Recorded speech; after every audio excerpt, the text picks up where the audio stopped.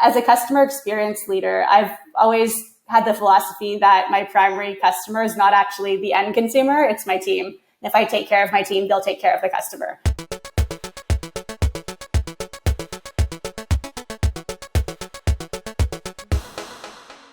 Welcome to Experience Points, presented by our friends at Avtex, who transform customer experience through CX design and orchestration. On Experience Points, contestants earn points by answering customer experience questions and share their insight on how to make your interactions remarkable. Those points turn into dollars for the charity of their choosing. I'm Dan Gingiss. And I'm Joey Coleman, and we'd love to introduce you to today's contestant. She's the Director of Customer Experience at Wave in Toronto, Canada. She is an amazingly accomplished customer experience expert who has worked for Sonder and for Oasis Collections. And on her last trip to Las Vegas, the first thing she did was not book her flight, not book her hotel, not decide where she was going to eat, but rather booked the Zappos tour. Amanda Kwok, welcome to Experience Points. Thank you. So excited to be here. We are excited to have you. So Amanda, you've got a fascinating background and career. What is something that most people don't know about you? So maybe an interesting aspect of what we'll call the Amanda experience. I used to take flying trapeze lessons. Love it.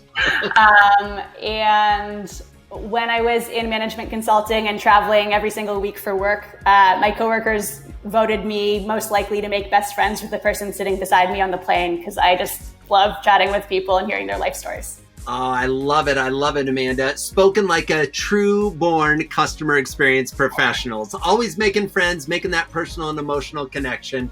Love it. You're going to be playing for a very special charity today. Can you tell our friends, our viewers, our listeners who you're going to be playing for and why you're such a big fan? So I've chosen a charity called Jack.org, which is a mental health advocacy charity. And their mission is really to dispel the negative stigmas related to mental health and ensure that young people across Canada feel comfortable talking about mental health and reaching out for support when they need it. And I mean, I specifically chose it because I'm no stranger to struggling with mental health. And I think, especially during COVID, all this isolation is, really having a negative impact on our mental health. I think now more than ever, it's super important that everyone has the resources that they need and the support that they need to make it through this. Such a great organization. And, there's been so much improvement just in our lifetimes where when we were growing up, I don't even remember the phrase mental health. And it's so great that now it's being talked about and that there's fantastic organizations like Jack.org. So let's make them some money. And today we're going to do that by playing a game called Think Fast. In Think Fast, you will have 1 minute to answer 5 experience questions. For each question, you must quickly choose between 2 possible answers. Correct answers given before time runs out are worth 100 points. 5 correct answers will earn you 500 bonus points for a possible score of 1,000 points. Are you ready to get started, Amanda? Yeah, let's do it. Alrighty, Amanda. Today's questions come from a study done by the fantastic folks at Shift, and it's all about remote work data insights. They interviewed a bunch of people who are now working remotely to see what their experience was like. And so we're going to ask you a couple of questions from that study. Amanda, are you ready to go? Yep, let's do it. All right, Dan, give me 60 seconds on the clock. What percentage of employees had never worked from home prior to the COVID-19 pandemic? 56% or 84%? 84%. What percentage felt their productivity increased since working remotely? 36% or 54%? Increased, less people, so 36%. What percentage felt their wellness improved when working remotely? 39% or 19%? 19%. What percentage felt their connection with colleagues decreased working from home? 16% or 44%? 44%. And last but not least, what percentage felt confident about the leadership of their organization as they shifted to remote work? 77% or 85%? 77%. Whoa, look at that with a lot of time. Boy, she was fast, folks. Moving through the questions. I like it. All right, let's see how you did, Amanda. We asked you what percentage of employees had never worked from home prior to the COVID-19 pandemic. You said 84%, but alas, it was 56%. The majority of people had actually not worked from home, but a significant number had. So the next question was, what percentage felt their productivity increased since working remotely?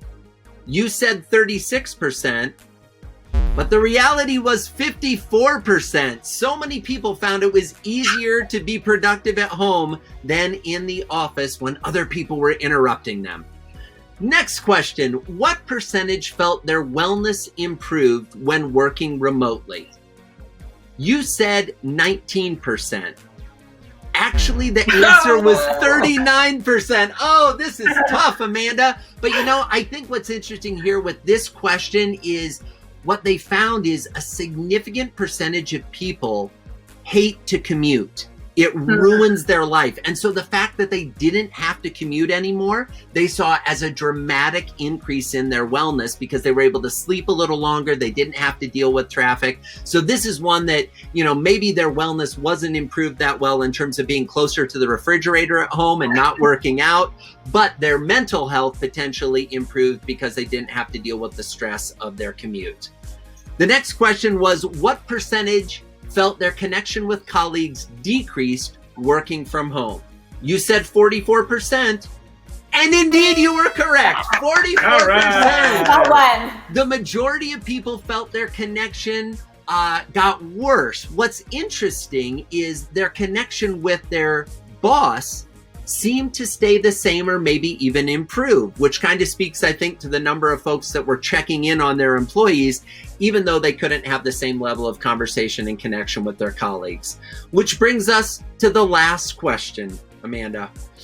We asked what percentage felt confident about the leadership of their organization as they shifted to remote work. You said 77%. And indeed, it was 77%. Woohoo! So what fascinated me about this is that was actually a higher number than I thought. I thought most organizations, most team members would have thought that, we weren't quite as prepared for going remote as we needed to be. But the reality is most transitioned fairly easily, all things considered. So, Amanda, let's look at the positives of working from home. I've heard a lot of people say that they are actually more productive. I've heard a lot of people say, I talked to a people manager that said, I talk to my people more now than I did when I was working in the same building with them because we have a tendency to stay in our office or, in our cube or wherever it is. So what have you found leading such a big team that people really like about working from home? Yeah, that's a great question. I think not having a commute. It gives them a bit of time in the morning to, start their day off a bit more slowly, make breakfast, work out, whatever they want to do in the morning, and just focus on themselves before coming into work. I think another thing is honestly just being more comfortable. You can wear whatever you want. We're not on video most of the time, so with customers we're not on video. So I think a lot of people just feel a lot more comfortable being able to show up in what they want to work in that day. And the other thing that's been really cool about working from home, though, I found is on multi-person Zoom calls, because there's a raise hand feature, it's actually, I've found, resulted in a lot of the quieter people in my team actually participating more in conversations and group discussions because they don't feel like they need to cut someone off. They can raise their hand and have the facilitator call on them. And so I think that's been a really positive shift. And for our all hands meetings for our teams, one of the things that we've started to do is break people out into small breakout rooms and give them the chance to just get to know each other on a more personal level and share their experiences. And that's something that's more difficult to coordinate in the office because you have 40 people in small groups versus in Zoom, you can just send them off into their own breakout rooms and they have their own conversation there. I love it, Amanda. I love it. I think you bring up an excellent point about the introverts that are watching or listening, right? And how this remote work shift has really created more space for the less vocal people to have a voice in the organization. I mean, anyone who's a regular watcher of Experience Points knows that Dan and I never struggle to have things to say, but as a result, sometimes we talk over the other people in the conversation, and it's certainly not our intention. It's just the reality of the situation. And so I agree with you. It's a beautiful observation that the raise hand feature has created a different employee experience. And I think ironic that it would almost throw us back to our grade school days where you raised your hand when you had something to say. It's interesting how reverting back to that is changing the workplace experience. I'd love to ask you, Amanda, and I want to be very clear in prefacing this. I'm not saying that this is how Wave, your current company, is going to handle things going forward, because I'm not sure how they're going to handle them. But one of the results that came out of this research is that I think it's going to be difficult to get people to go back to work. I think a lot of employees are going to be much happier saying, you know what, I'll work from home forever. Yeah, maybe I'll go into the office once a quarter for an all hands or something like that once we're on the other side of the pandemic.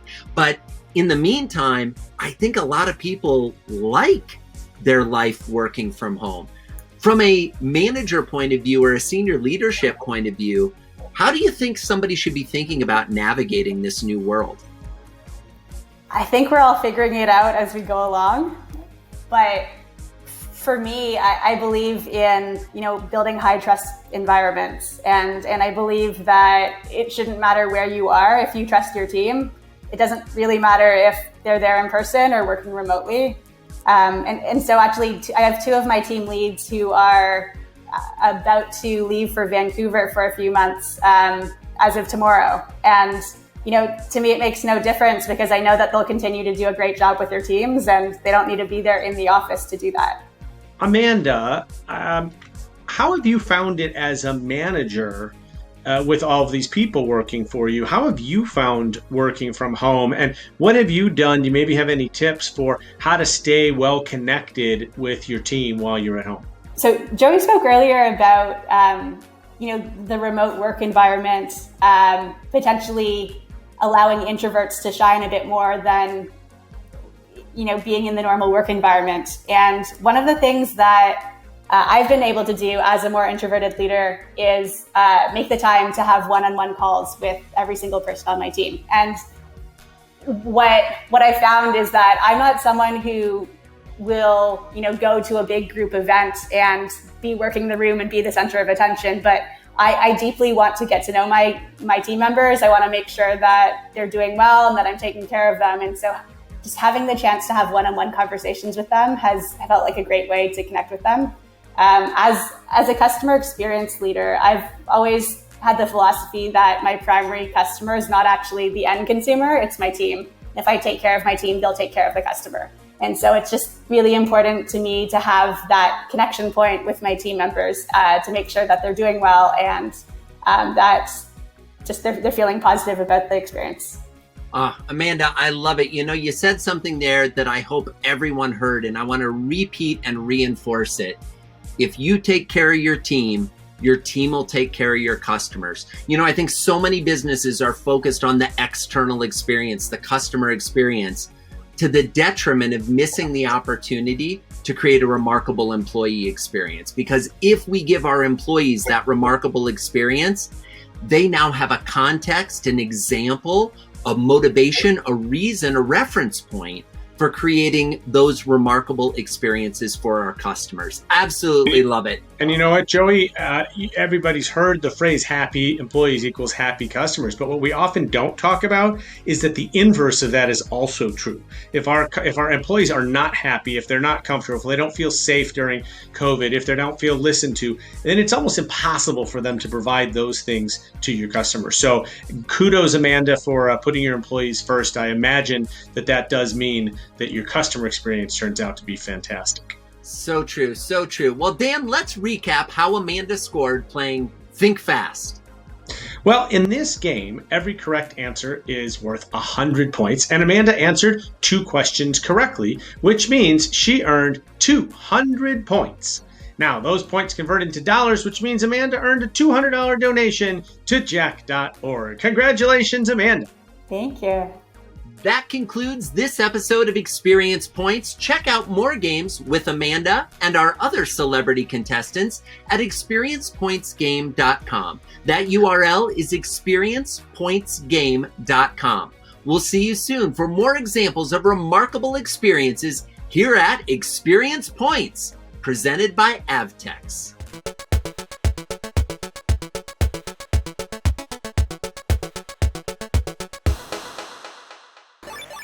So, Kurt, I thought this is fascinating and obviously topical to the current situation we all find ourselves in. You and I are talking. We're both at home. Yeah, exactly. So, I don't have a cool guitar on the back of my wall. I just have the sign up there that says Dad. Which is a constant reminder of why I work.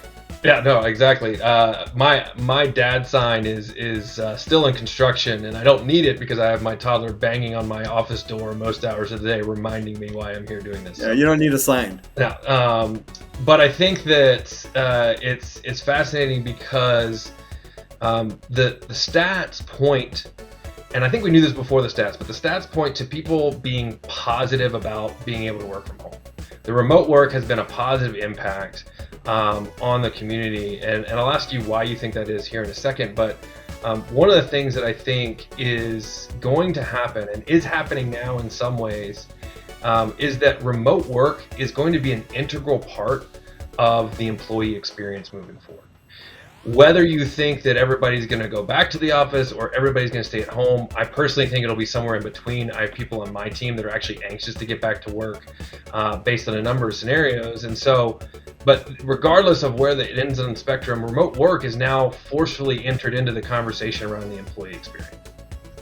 Well, it is. And I think, what we've learned from this is, number one, let's not be afraid of remote work. Let's not be afraid of, having people work from home if they can. I mean, clearly there's some jobs that you can't do that. You need to be physically there because you're physically touching things that you need to assemble or whatever. But from a knowledge worker perspective, let's not be afraid of that. Just because, last 30, 40 years you've always had people in an office, let's not be afraid to, let people choose where they're going to be most productive. And we have all sorts of tools that we can measure that.